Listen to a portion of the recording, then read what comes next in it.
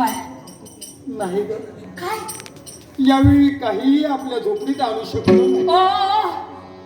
तुम्ही काय बोलता? तुमचं तुम्हाला तरी कळतंय का? कळतंय मला. नाही नाही जे आहे ते मी वास्तव तुला सांगतोय. प्राणेश्वर, मी बजावून सांगितलं होतं तुम्हाला, आपण उभयता नाही, आपण उभयता नाही. 2 मुलांना जन्म दिलाय. हो खरंय. 2 मुलांचं माता तिथं मुलीचं आवडतो हो. दिवसभर तुम्ही इथं नसता या झोपडीत. वेळोवेळी क्षणोक्षणी येऊन मुलं आई म्हणून मला कवटाळता, गोंजारता. आई भूक लागली म्हणून रडतात, लोळतात. काय उत्तर देऊ त्यांच्या प्रश्नाची? भीक मागून सुद्धा कंटाळा आलाय मला. कुणाजवळ उष्ण मागितले ना तरी सुद्धा देतही हातात कित्येक जणांनी दिसले ना, समोर जरी दिसले तरी द्वार बंद करून घेतात. मित्रांसमोर सुद्धा पुढे कळतंय मला. मला आपण 2 मुलांना जन्म दिला, त्या मुलांचं संगोपन व्हायला हवं, आपला उदरनिर्वाह व्हायला हवा. तुम्हाला कळतंय?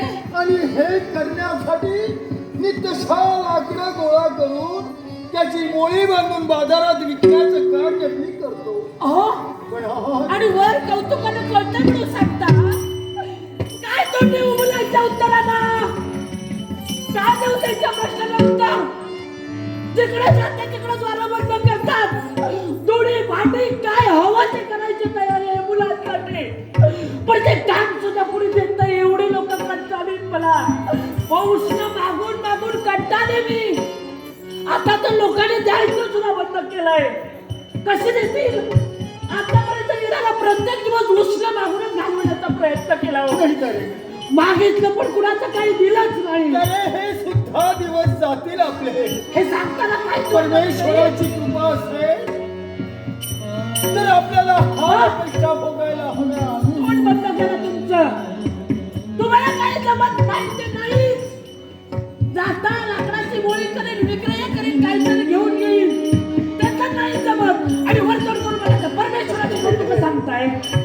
तो देव देणार. हो, मग मला सगळं आजपर्यंत ऐकून तो झोपलाय का? त्याला नाही येत काही आमची का? आमच्या बाबतीत तो असं कपकाने वागतोय. तरी तू मला बोल माझ्या माझ्या देवाला बोल फक्त. मला तुमच्या देवाचं सुद्धा कौतुक नाही आणि तुमचा तर मुळीच नाही. कारण आई म्हणून मुलाला उत्तर देण्यासाठी मी इथं असते. त्यांचे प्रश्न सतत मला भेडसावतात आणि त्याचे चेहरे नेत्रासमोर दिसले ना की जगण्यापेक्षा मरण बरं वाटतं मला. तर सोबत बोलू नकोस. ऐका, आता तुम्ही काहीच बोलायचं नाही. मी बोलणार तुम्हाला, मी सांगणार तुम्हाला. कारण प्रत्येक स्त्री पुरुषाने आई बाप होण्यापूर्वी विचार करायला हवा. आपण ज्या मुलाला आपण त्याला जन्म देतो आहोत ना, त्याचं पालन-पोषण करायची क्षमता आपल्याकडे आहे की नाही? आणि हा विचार करूनच नंतर माता पिता एवढ्याचं स्वप्न पाहावं. पण आम्ही तो विचार केला नाही. केला जन्मदात्याकडे तुमचं कर्तव्य केला ना, प्रयत्न केला. आतापर्यंत काय केलं? काय दिवे लावले तुम्ही? काय दिवे लावले? काय लावणार माझ्या संसारात? ते आपल्या नशिबात असेल तेवढं आपल्या. नशिबाचं सांगू नका. प्रत्येक गोष्टीला जबाबदार नशीब राहत नाही. मग केल्यानं होत आहे, केल्याची पाहिजे. तुम्ही प्रयत्न केले तर देव देणार. काय प्रयत्न केला मग मिळत कसं नाही? ऐका, आता मी सरळ स्पष्ट सांगते, ही तुमची आश्वासनं नकोच आहेत मला. आणि देवावरचा विश्वास तर उडालाच आहे माझा. तुमची श्रद्धा असेल ना तर तुम्ही जपून ठेवा.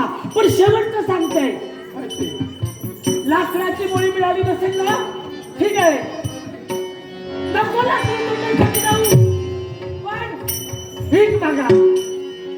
भीक मागू नाही तर तुम्हाला पुढे काही दिलं नसेल. प्रामाणिकपणानं जगणारी व्यक्ती मी.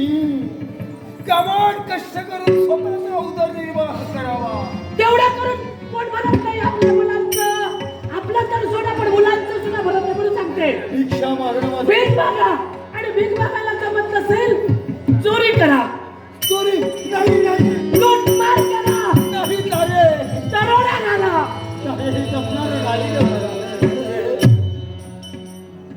लुटमार करावी, चोरी करावी, दरोडा घालावा हे ब्रीद जमणार नाही हे सांगू नका मला. आणि मी ते ऐकून घेणार नाही. शेवटचं सांगते, भीक बघा, चोरी केला, दरोडा घाला, लुटमार केला, हे सुद्धा शक्य नसेल. एखाद्या व्यक्तीचा खून केला तरी चालेल, पण धार घेऊया, धार घेऊया. काय करायचं?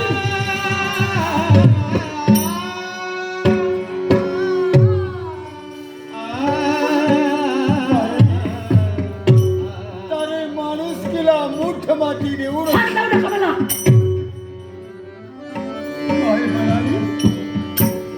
दरोडा घाला, भीक मागा, लुटमार करा, नसेल तर एखाद्याची हत्या करा, पण धन गोळा करून घेऊया.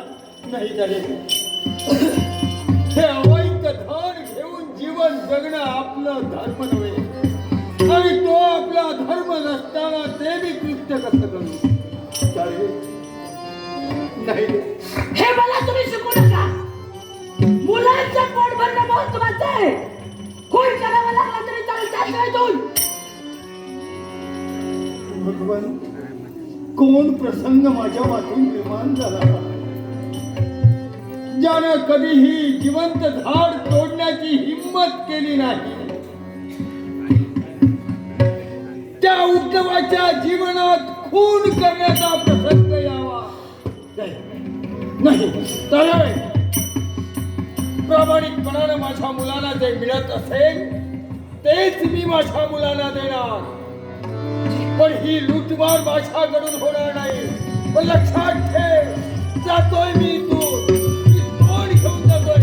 मला इथं राहण्याची इच्छा नाही.